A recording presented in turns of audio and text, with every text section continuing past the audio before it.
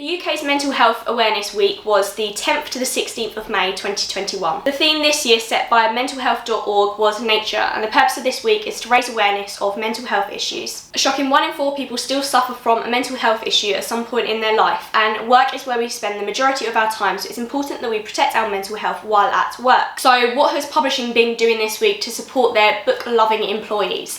Hi, if you're new here, my name is Eleanor Marie Rose and I work at Bloomsbury, and this week I've been vlogging everything that's been going on and what Bloomsbury have put on to raise awareness for mental health. From a yoga class to author events, I hope you enjoy this vlog, and hopefully this sets a bit of an example to what other employers could be doing.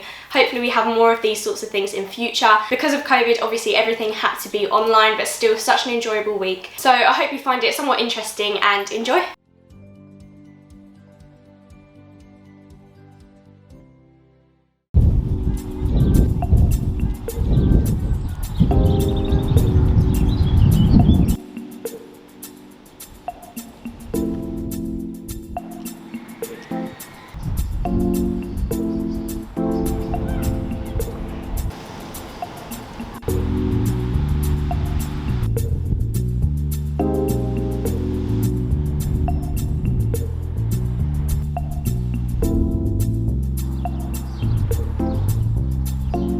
So I'm here on my local park. It's Monday. I'm taking my dog for a walk. Advised to be at one with nature, so I've come to take my dog for a walk down the local park. It's actually quite empty, if you can see. Oh, there's my dog. It's quite empty, which is quite nice because I probably would feel embarrassed otherwise bringing my camera and my mic here. It's a bit windy, but it's quite nice just to get out, I suppose. In the fresh air, a bit of a break from sitting at my desk all day. So yeah, 10 out of 10 would recommend. I don't know why I'm acting as if I've never walked before. But yeah, also I don't know why I sound worn out after literally on one lap. But yeah.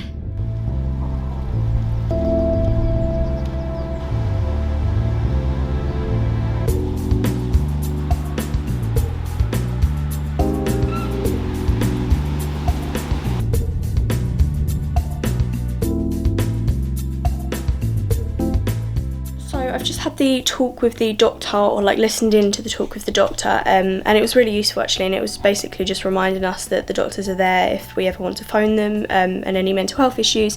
And as well, like one of the things he was saying, that it's always like multifactorial, so it's not normally just one thing that gets to us, it's loads of things piling up. And now I'm going to chat with some of my work colleagues because we've set up like a coffee chat thing.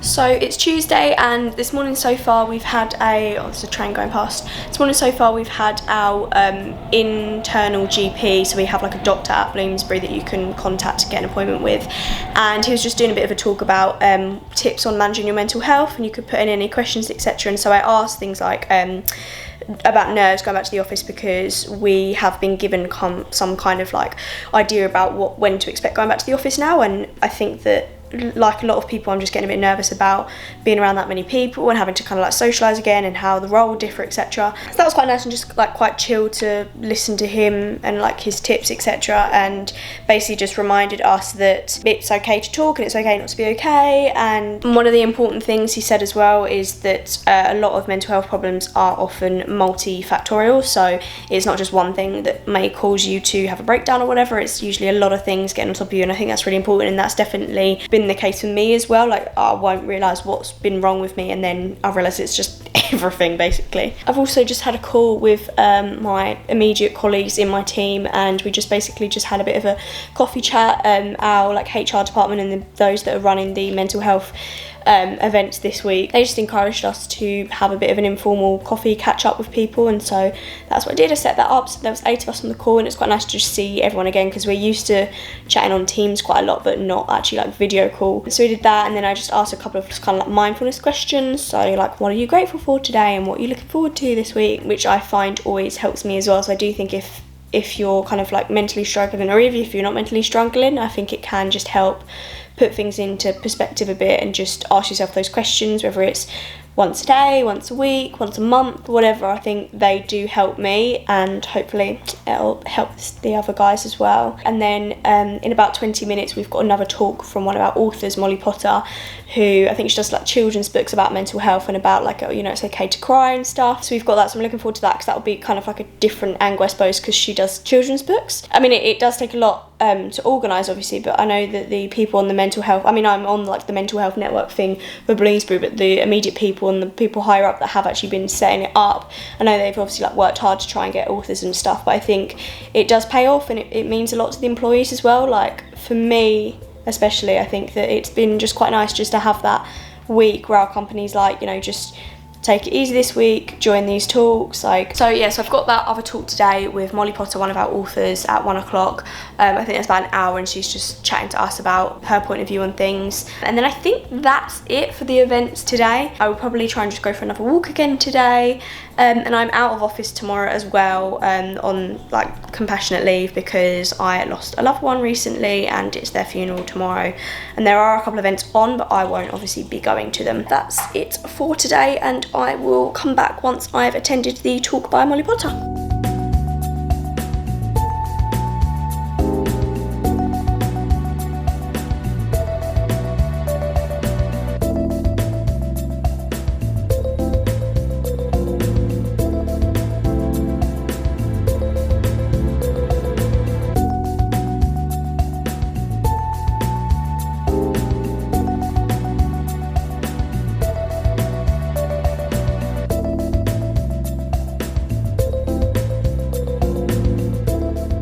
Thursday now, so the last event that I attended was the talk by Molly Potter, and it's talking about supporting children with mental health issues and teaching them about mental health and just raising awareness to them. That was quite good to look at it from a children's point of view. And then this morning I have been doing some yoga, which was quite nice. I've only done yoga a couple of times in my life before, and obviously this was over Zoom by somebody who was really good and had such a calming, relaxing voice, which was really nice, and it was actually quite a nice way to start the morning, because someone asked on there as well if it was good to do this at the end of the day, at the beginning of the day, and I personally quite liked doing it at the beginning of the day before I technically started work, because then it just calmed me, and because I had time off yesterday, it kind of prepared me to just catch up on all my emails, etc. Yeah, so I did that. I did feel like I was going to fall asleep at one point, not because it was boring, but because I was so relaxed and I was just breathing, etc. So yeah, that was quite a nice way to break up my week, I suppose, and quite a nice way to start the day, so I do recommend. I feel like I'm one of those people that I would never just sit and do yoga by myself. I have to be like on a call like that or with people doing it. But in about half an hour I'm attending another talk. I think this is possibly from one of our authors. I need to double check what it is. But that's another one, and then tomorrow I think is the final day of all the events that we're putting on at Bloomsbury, and Martin Robinson, I think is his name, he has a book coming out, or has just come out with us at Bloomsbury, and it's called You're Not the Man You're Supposed to Be, and I'm yet to read it, but it's all about like men's mental health and dealing with stereotypical masculine prejudices, I suppose. Yeah, talking about that, and I know that in that book there's a load of different quotes and stories from different famous men that have dealt with different mental health issues, etc. So he will be doing a talk tomorrow, I believe, talking about supporting men's mental health. So that's tomorrow. All in all, it has been quite a nice week. It's not been as busy as I thought it was going to be, because there weren't events on like every hour or anything, but it was quite nice, the ones that I did go to, and I really do appreciate what Bloomsbury are doing. I feel like it's one of those weeks where you just have to make the most of it. Like, you have to just take this time to learn, take this time to raise awareness for other people. Even if you've been through anything yourself, there's still more that you can learn about other people's experiences and different mental health issues. And you know, just remember that you're not alone and that there are resources available, and this week kind of highlights those resources that are out there. And I'll be linking some of them down below as well, because I found some new ones recently which are really good. And I'm also going to be doing a video soon on different books that surround mental health that I found useful, or people that I work with found useful. So I'm excited to share those with you, because obviously if you're here for publishing purposes, then obviously you're going to want some book recommendations. And so yes, so very soon I'm going to be giving you guys some book recommendations on books surrounding mental health. So if you do have any suggestions as well, comment those down below. But yeah, for now I'll be drinking my cup of tea, and then I'll be attending that talk at 1 o'clock. I'm just about to go back into the office and go on to another call because in approximately 3 minutes we have another talk. This is Friday today and it's a talk about men's mental health. I can't remember if I mentioned this in the last vlog or not, but it's about men's mental health. Martin Robinson, I think is his name. He's got a book out with us and I was actually just about to try and find it. It's called You Are Not the Man You're Supposed to Be, and I'm sure it had a red cover, but in my red section here, there is the water bottle. My red section here, I can't actually find it. Oh no, it's not, it is red, but I have a proof copy of it instead. So it's actually white, the one I've got. So it's You're Not the Man You're Supposed to Be, Into the Chaos of Modern Masculinity, uncorrected proof by Bloomsbury, but the actual, oh yeah, that's what the actual cover looks like. So the actual cover is red, but mine is not. So that's his book there. It's quite thin. It came out in February 2021. So he is going to be talking to us. And then I believe that's the last official event as of today for Bloomsbury. Also, I've just realised I actually look a mess because I don't have any makeup on and I'm still in gym clothes, but we're gonna roll with it. I've just remembered as well, if you've watched any of my last vlogs about doing marketing publicity work, I've actually done some work for Martin's book before.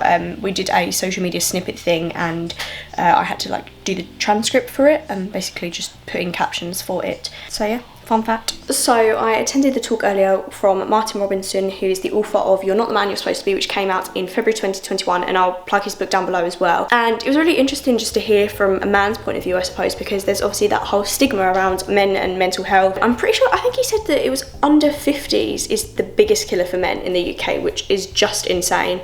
And basically some of the points that I took away from that is that it's important to maintain men's mental health as well as just, dealing with an issue that they might have first of all, and then moving on and then thinking of things done. You need to still maintain, like you would with your physical health basically. And then also the thing about preventing future problems as well. So even the people that don't suffer from any mental health problems at the moment, males particularly, it's important for them as well to get help and just be open with their friends. And another thing that Martin was saying is about men don't want to talk to other men about it. Often they talk to women about it instead, but it's important that they obviously talk to their male friends as well. And I think it is really hard because again, there was only a few men on that call, so I was we need to be doing more, and men in general need to be doing more about getting involved with these things, joining those sorts of calls, just getting involved more even if they're not personally struggling with anything themselves. I'm just about to make a cup of tea. That is all of the events from today. I've just found out as well that all the events from this week have been recorded, so I was out of office on Wednesday and there's a couple of events that I didn't therefore manage to attend, so I'm going to watch back the recordings of them today just so that I can see what they're all about, because I did want to attend them but I just couldn't.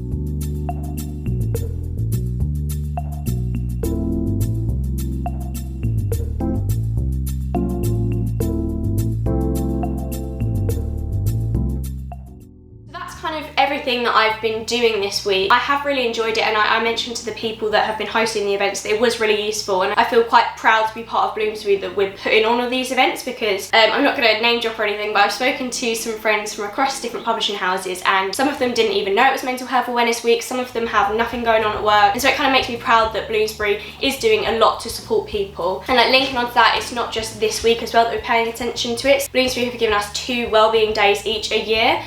Or for this year, I'm not sure if it's just going to be this year because of COVID or if it's going to be every year, but it's sort of 2 extra days of annual leave, but it's to prioritise your well-being. So if you're struggling on a particular morning and you just need the day off, or if you just want to spend that day doing any kind of mindfulness or looking after your mental health, that's what they're for. And I think that is just amazing and really useful. And another thing we're doing is Bloomsbury has a mental health network that I'm part of, and soon we're going to be training some people to be mental health first aiders, and I'm really lucky and really looking forward to it because I'm going to be one of those people. So I've done basic normal physical first aid training but never had any kind of mental health first training, so I'm really looking forward to that. Finally, we also have the EAP, so the Employee Assistance Programme, and that's essentially just free counselling for all Bloomsbury employees. So it's through a third party, but essentially because you're a Bloomsbury employee you can call up this number or you can do a live chat.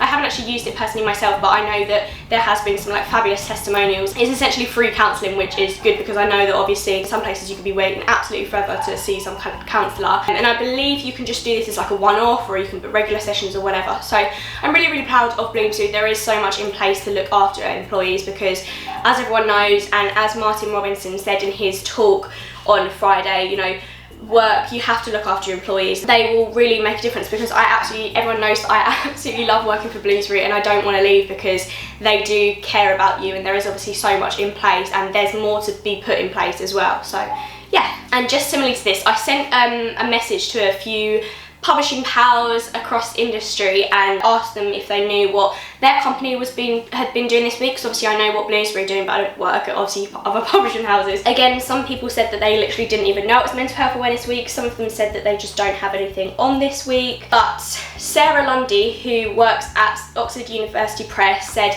they were hosting a couple of talks. One was a panel discussion about the power of nature to boost mental health, because again that was the kind of theme for this year. And then they also have an author talk from Dr. John Parrington, the author of Mind Shift, about the biological and social roots of mental illness. And they're also starting a tea and talk activity which encourages people to make time to go outside and have an informal chat with colleagues within COVID guidelines. So I guess that's kind of similar to us at Bloomsbury, where they'll kind of encourage us to have those coffee morning chats virtually, I suppose, because we all live quite far away from each other. And then the lovely Mia Oakley, who works at Penguin Random House, has given me some fabulous details about what they've been doing.